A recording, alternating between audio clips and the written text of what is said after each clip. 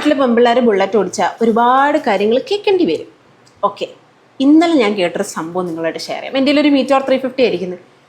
ഒരു ഹോട്ടലിൻ്റെ പ്രമോഷന് പോയപ്പോൾ നടന്ന ഒരു സംഭവമാണ്. പുള്ളി ആ സ്റ്റാർ ഹോട്ടലിൻ്റെ വലിയ ഷെഫാണ്. പുള്ളി എൻ്റെ വീടിൻ്റെ അടുത്താണ് താമസം.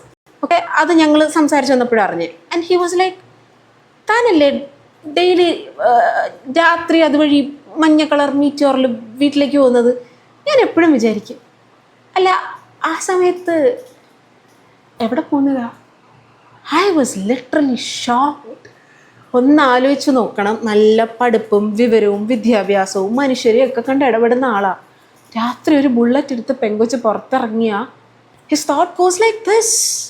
ഇതാണൊരു ബേസിക് മലയാളിയുടെ മൈൻഡ് സെറ്റ്. ഒന്ന് ആലോചിച്ച് നോക്കണം. എനിക്ക് പിന്നെ ഞാൻ പ്രൊമോഷന് പോയിരിക്കുന്നതുകൊണ്ട് ഒന്നും പറയാൻ പറ്റിയില്ല, ഞാനൊന്നും സംസാരിച്ചില്ല. ഞാനാ ചേട്ടാ എവിടെ പോകാമെന്നുള്ള ചോദ്യത്തിൻ്റെ ഉത്തരം എന്ന് വെച്ചാലേ, എനിക്കൊരു മരുന്ന് വാങ്ങണമെങ്കിൽ ചേട്ടൻ പോയി വാങ്ങുമോ? എനിക്കൊരു വർക്ക് ഉണ്ടെങ്കിൽ ഈ വർക്ക് തന്നെ 7:30 തുടങ്ങിയേ, ചേട്ടൻ പോയി ചെയ്യൂ.